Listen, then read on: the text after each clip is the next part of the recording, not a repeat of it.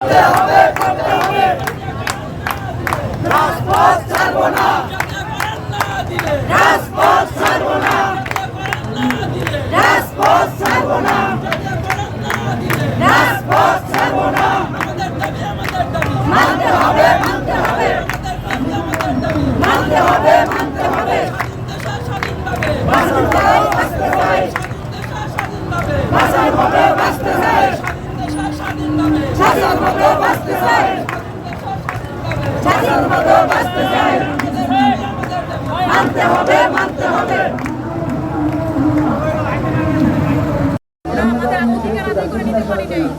আমার আবু সাইদ ভাইয়ের দিয়ে আমরা বুঝেছি যে আমাদের জিনিস আমাদের আদায় করে নিতে হবে। এর জন্য আজ আমার ভাইয়েরা জেগেছে যে কীভাবে আমাদের জাতীয়করণকে যে বানানো যায়, আমাদের অধিকার আদায় ফিরে পাওয়া যায়। আমরা এমন একটা নির্ভয় মানুষ যে গ্রামের ভিতরে যে আমাদের দিয়ে সব কিছু সম্ভব নয়, অথচ আমরা সবার চিৎকিসি করে আছি কিসের জন্য? আজ আমাদের সরকার আমাদের দেখে নেয়। আমাদের যে এখনকার যুগে এই বর্তমান যুগে যে মানুষ 6,500 টাকা দিয়ে তার সংসার চলে, এবং পৃথিবীতে খুব জায়গায় আছে যে একটা সরকারি পোশাক করা আমাদের যে সরকারি যে একটা পোশাক আছে সেটা কিন্তু আমাদের নেই। এর জন্য আজ আমরা রাজপথে শুধু নয় বাঁচবো, একটা তো আমাদের দিতে হবে। আমাদের এইভাবে বাঁচাচ্ছে মরে যাওয়া অনেক ভালো। এর জন্য আমরা আসছি যেটা আমাদের একটা হবে নেই, আমাদের জাতীয় করে দিতে হবে, এর জন্য আজ আমার ভাইয়ের রাস্তা আটকে রাখছে। কত বছর চাকরির বয়স আপনার? আচ্ছা, কত টাকায় ঢুকেছিলেন প্রথমে?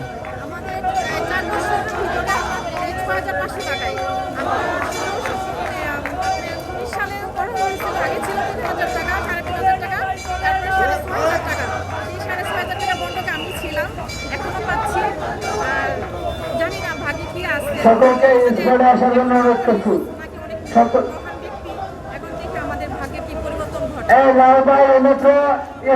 কর্তৃপক্ষ কি বলছে? কর্তৃপক্ষ একটা গাড়িও ছাড়া যাবে না।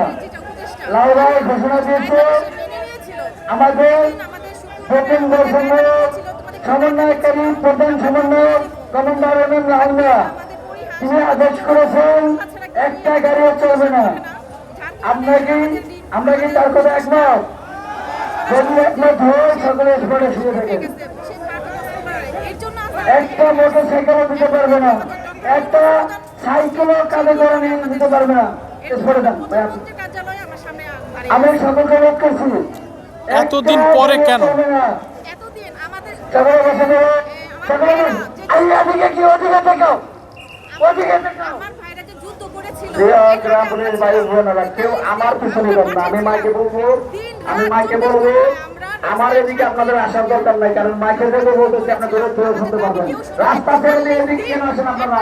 আপনাদের এদিকে আসার দরকার নাই, আপনারা রাস্তা আটকানোর জন্যই এটা বলার জন্য আমি আসলাম যে আপনারা কেউ রাস্তা ছাড়বেন না, রাস্তা ছাড়বেন না। আমরা পৃথিবীর মুখে চরম বেতন বৈষম্যের শিকার। আমাদের মতো মানবো, ওই একজন মেম্বারের আদেশ মানবো, এটা আমি লাল মিয়া মানবো না।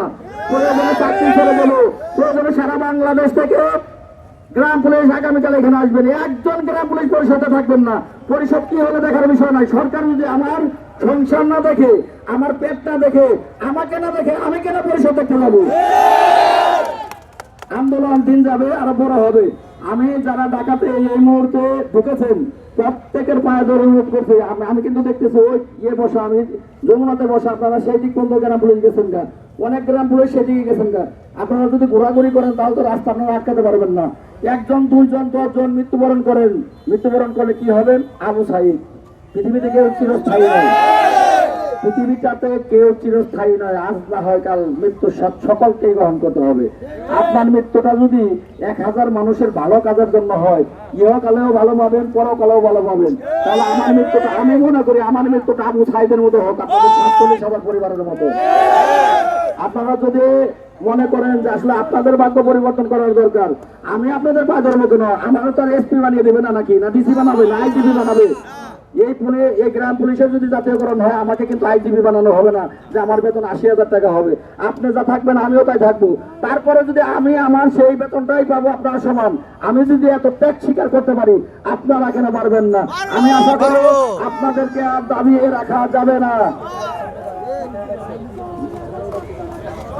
বসে থাকবো। ভিতরে ডাকছে, 4 ঘন্টা আমরা বসেছিলাম, 4 ঘন্টা আমরা বসেছিলাম। প্রয়োজন এখন আমাদের জন্য বসে থাকতে হবে, আমাদের জন্য বসে থাকতে হবে। আমরা যখন যাবো তখন বলবো বাংলা বলা হবে, বাংলা বলা। ধন্যবাদ সকলকে। আপনারা কেউ আমরা না আসা পর্যন্ত কোনো গাড়ি ছাড়বেন না। সচিবালয়ের মন্ত্রী যাবে, আগে আমাদের সমাধান দেন, তারপরে যাবেন, এর আগে যাবেন না। ধন্যবাদ সকলকে। আমি আসবো তারপরে। ওই যে ওই পাশের যে রাস্তাগুলো সব ব্লক বানান, সব ব্লক বানান, কোনো রাস্তা ছাড়া হবে না। ধন্যবাদ সকলকে। সকলে যান, ব্লক করুন, সকলে যান, সকলে যান, সকলে যান, ব্লক করুন, সকলে যান, সকলে যান।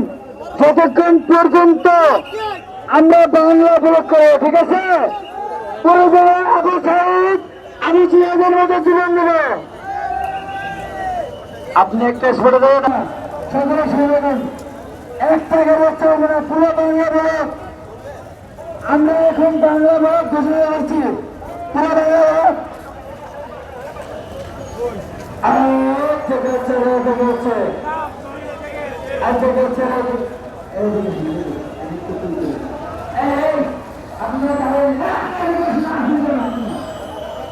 আপনারা এদিকে কেন আসছেন? এবার আপনারা এদিকে কেন আসছেন?